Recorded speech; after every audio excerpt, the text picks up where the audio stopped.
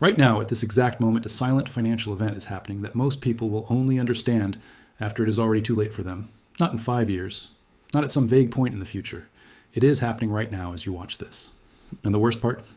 The people it will hurt the most are not careless people. They're not lazy people. They're hardworking, decent people who simply never heard what I'm about to tell you. If you're interested in money, finance, or changing your financial future, like this video and subscribe right now, because what you are about to learn can change the way you see money forever. I want you to think about a man named Hamid for a second. Hamid is 31 years old. He works a real job, 10, sometimes 11 hours a day. He has a small savings account that he is genuinely proud of. He checks his bank balance every Sunday morning, the way some people check the news. Numbers are going up, slowly but steadily, and that feels like progress. Hamid believes he is doing everything right. He's not spending foolishly, he's not gambling, he's not living beyond his means. And yet, in the quiet moments late at night, when the house is dark and it is just him and his thoughts, something feels off. He cannot explain it. He just knows that no matter how hard he works, the finish line never seems to get closer. Maybe you have felt that too. Here's the thing about Hamid, and about you, and about most people watching this right now. The feeling is not in your head. It is real. And the reason for it is something almost nobody talks about out loud. Your money is losing a race that you were never told you were running. But what I found when I started digging into what is actually happening in the silver market right now, and I mean the real numbers, the institutional data, the stuff that serious analysts are quietly showing their clients, completely changed how I think about the next 5 years of my own financial life. And I am going to show you exactly what I mean in just a moment. Let us start with something basic, because I think most people misunderstand what silver actually is. When most people hear the word silver, they picture jewelry, maybe cutlery, maybe an old coin their grandfather kept in a drawer. That picture is 40 years out of date, and it is costing people money right now. Silver is not a relic. Silver is the most electrically conductive element on the planet Earth. Not one of the most, the most. That single physical fact is now driving one of the most extraordinary demand stories that any commodity market has seen in living memory. Think about the solar panel on the roof of every new home being built. Think about the electric vehicle sitting in your neighbor's driveway. Think about the 5G tower they just finished building 2 streets down from your house. Every single one of those things contains silver, and not a small amount. The solar industry alone was consuming between 200 and 250 million ounces of silver every single year by 2025. That is roughly a fifth of the entire global silver supply, just from solar panels. Electric vehicles add another 40 to 60 million ounces on top of that. And then you have semiconductors, medical equipment, AI data centers, 5G infrastructure, all of them eating silver at a pace that mines simply cannot keep up with. And here is where the story starts to get uncomfortable. Global silver mines produced approximately 844 million ounces in 2024, but total global demand that same year hit 1.2 billion ounces. You do not need a finance degree to see the problem there. The world needed about 350 million more ounces than it actually produced. And this was not a one-year accident. This was the 4th consecutive year of a structural supply deficit. 5 years in a row now, the world has been consuming more silver than it has been mining. 5 years in a row, the gap has been filled by drawing down above-ground stockpiles. The physical silver that is sitting in vaults in London and New York. And those stockpiles are not infinite. They are finite. And they are running out. This is the part most people skip. And it is exactly why they stay stuck. When you understand that above-ground silver inventories have dropped by 35% since 2015, while industrial demand has climbed 40% in the same period, the math becomes very frightening very fast. The registered silver on COMEX, that is the metal that is actually available for immediate delivery, plummeted by over 60% in late 2025. 60%. At the same time, the paper contracts promising to deliver that silver barely moved. Think about what that means. It means there are enormous promises written on paper to deliver silver that may not physically exist in the vault. When that gap becomes undeniable, when people holding those paper contracts start demanding the actual metal, you get the kind of price movement that changes fortunes overnight. And that moment is getting closer, not further away. But here is what nobody wants to admit. Most people who hear this data feel a little spark of interest, and then they do nothing. They close the video, they go back to their routine, and 3 years later they are sitting across from a friend who quietly doubled their net worth, and they are still trying to figure out where the month went. I'm not saying that to make you feel bad. I am saying it because I have seen it happen, and I do not want it to happen to you. Let me introduce you to someone else. Her name is Fariha. She is 26 years old, she has a master's degree, and she earns more money than her mother and father combined ever did. On paper, she should feel secure. Instead, she feels like she is running on a treadmill that keeps speeding up. Her rent is up. Her groceries are up. Her phone bill is up.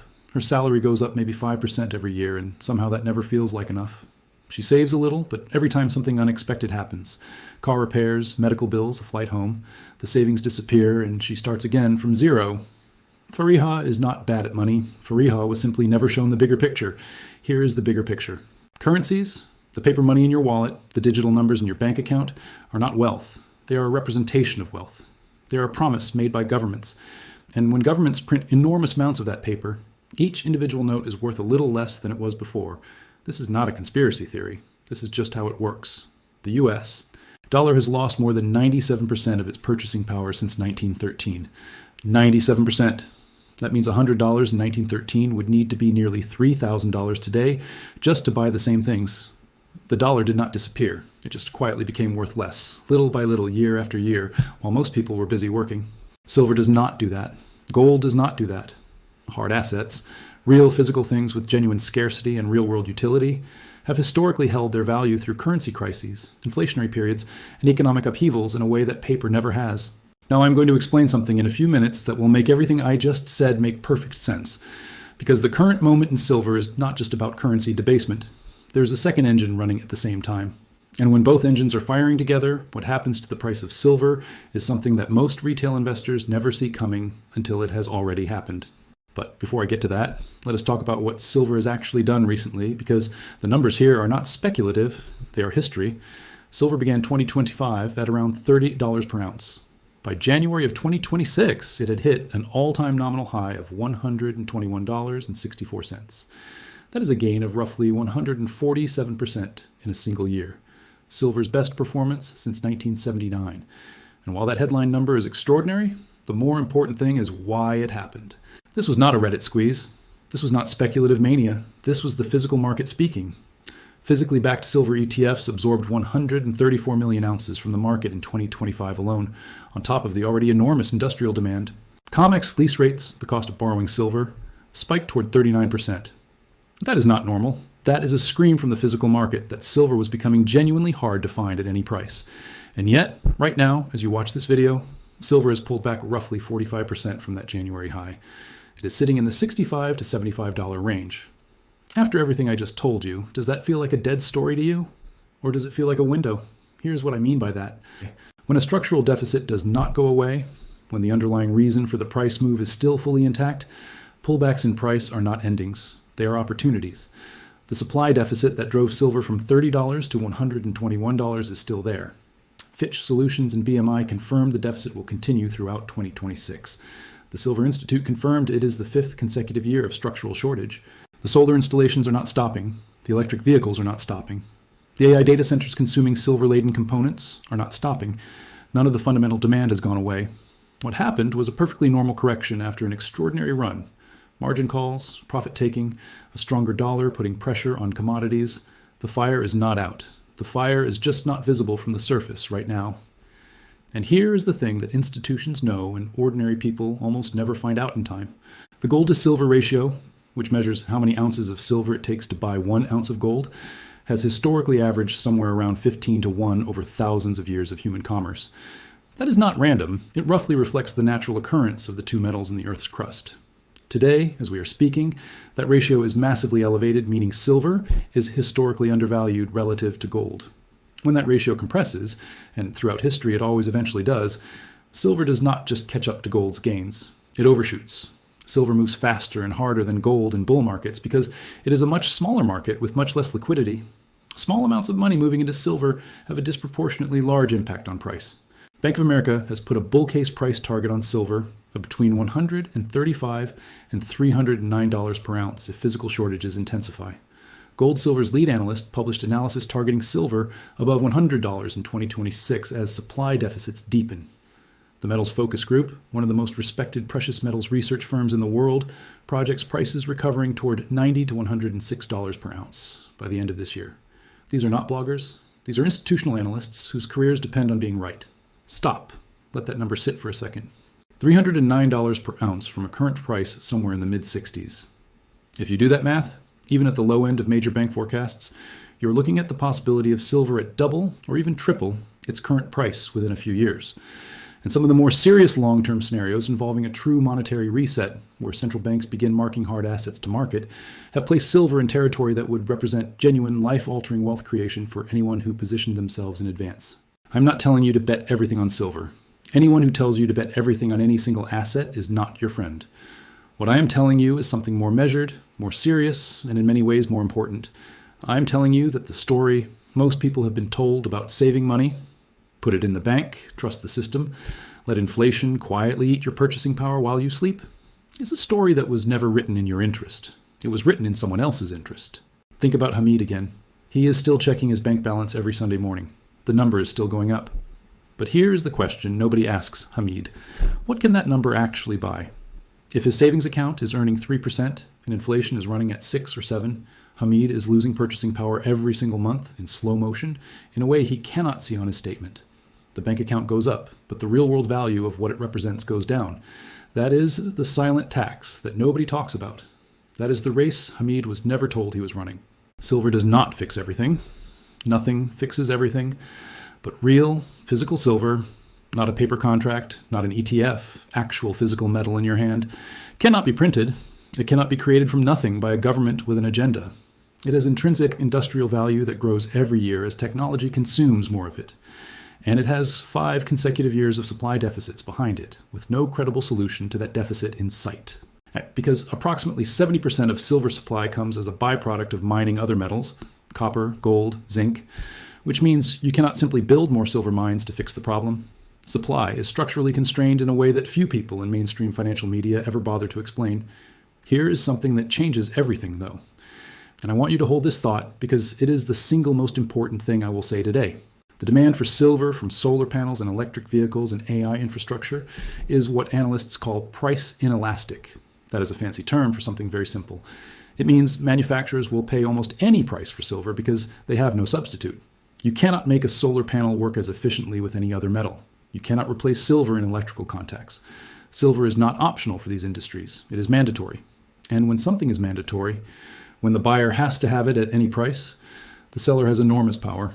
That power is currently sitting in the hands of people who hold physical silver. And most ordinary people have no idea. Fariha does not know this yet.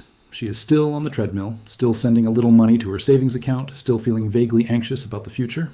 But imagine the version of Fariha who watched a video like this 2 years ago, who spent 6 months quietly educating herself about silver fundamentals, who made measured, responsible decisions to allocate a meaningful portion of her savings into physical silver before the 2025 run. That Fariha watched a $30 asset go to $120. That Fariha did not break even with inflation. She got ahead of it, significantly ahead. The difference between those two Farihas is not intelligence, it is information. Everything I just told you leads to one single moment, and this is it. The question is not whether silver is going to continue its structural story. The 5 consecutive supply deficits make that answer relatively clear. The question is not whether industrial demand is real. 1,600 solar installations going up around the world every single day make that answer clear. The question, and the only question that actually matters right now, is whether you are going to be on the right side of this when the next chapter unfolds. And I am not trying to create panic. I'm not trying to make you feel desperate. I want you to feel something different. I want you to feel clear. Because clarity is the rarest thing in finance. Most people live in a fog of vague worry. They know something is not right. They know their money is not working as hard as they are. They know the system is not designed around their interests. But they never get the specific, clear picture that lets them make a decision. Today, I'm giving you that picture. Here is what the picture looks like. Global silver demand hit 1.2 billion ounces in 2024 against production of 844 million. That shortfall, about 350 million ounces, came out of finite above-ground stockpiles. This has happened for 5 years in a row. The stockpiles are getting smaller. Industrial demand from solar, EVs, 5G, and AI is not slowing down. It is accelerating. Institutional money is moving into physically backed silver at a pace not seen since the early 2010s. The gold-to-silver ratio remains historically stretched, meaning silver is statistically cheap relative to gold at current prices. Major financial institutions have price targets that would represent 100% to 300% returns from current levels in bull case scenarios. And silver recently pulled back 45% from its all-time high, meaning the people who missed the first run are potentially getting a second chance.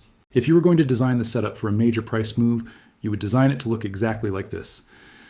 But here is what nobody wants to say out loud, and I think it needs to be said. Even in the best case scenario, even if everything plays out the way the data suggests, there will be people watching this video right now who will do nothing. They will close this video, they will feel that brief moment of urgency, and then life will happen. The phone will ring, dinner will need to be made, work emails will pile up, and 3 years from now, they will be in the same financial position, watching their savings slowly erode against a world that is moving faster than their bank account can keep up with. I do not say this to shame anyone. I say this because I know how it feels to understand something and still not act on it. I know what it is like to see the logic clearly and then find 100 small reasons to wait. But waiting has a cost. Inaction has a cost. And the cost of financial inaction is always paid quietly, invisibly, and permanently. Think about a 45-year-old man. Let us call him Tariq. Tariq did everything he was told to do. He studied hard. He got a stable job. He put money into his pension. He trusted the people who were supposed to know what they were doing with his money. And now, at 45, he looks at his pension statement and does the math and realizes that even in the best case scenario, retirement is going to be significantly more modest than anything he imagined when he was 25. Not because he was careless, not because he made reckless decisions, but because the framework he trusted, the one that said working hard and saving money is enough, was designed around assumptions about inflation and currency and purchasing power that turned out to be wrong. Tariq's story is not unusual. It is the majority. And the tragedy is that Tariq is sitting on information right now, the same information I have just given you, that could meaningfully change the trajectory of his financial life, if he acts on it thoughtfully and seriously over the next few years. But that requires him to do something deeply uncomfortable. It requires him to admit that the strategy he has been running his entire financial life might need to change. That is not an easy thing to do. It takes courage. But courage is exactly what the current moment demands. Here is the single most important truth from everything I have shared with you today. The money in your savings account is not neutral. It is not patiently waiting for you. It is actively losing purchasing power every single day in an inflationary environment, while the assets that protect against that inflation, real, scarce, industrially essential assets like silver, become more valuable with each passing year that the supply deficit deepens and demand climbs. Keeping your purchasing power in paper while the physical world screams for silver is not a neutral choice. It is a decision. And like all decisions, it has consequences. So right now in this moment, I want you to ask yourself an honest question. Not a comfortable question, an honest one. When you look at where your savings are today, when you think about how your purchasing power has held up against the real cost of living, when you imagine where you want to be in 10 years, do you feel genuinely confident in the path you're on? Or does that quiet feeling, the same one Hamid has on Sunday mornings when the numbers go up but something still feels wrong, does that quiet feeling tell you something needs to change? I cannot make that decision for you. Nobody can.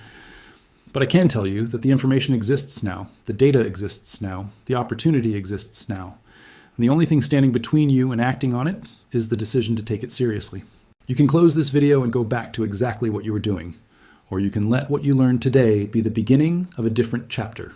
One where you understand what money really is, where purchasing power really lives, and where the next 5 years of silver's extraordinary story might take the people who had the patience and the courage to be in the room before everyone else figured it out. The choice is yours, but it will not wait forever. If you learned something new today, make sure to subscribe to Money Insights and like this video. More powerful financial truths are coming next.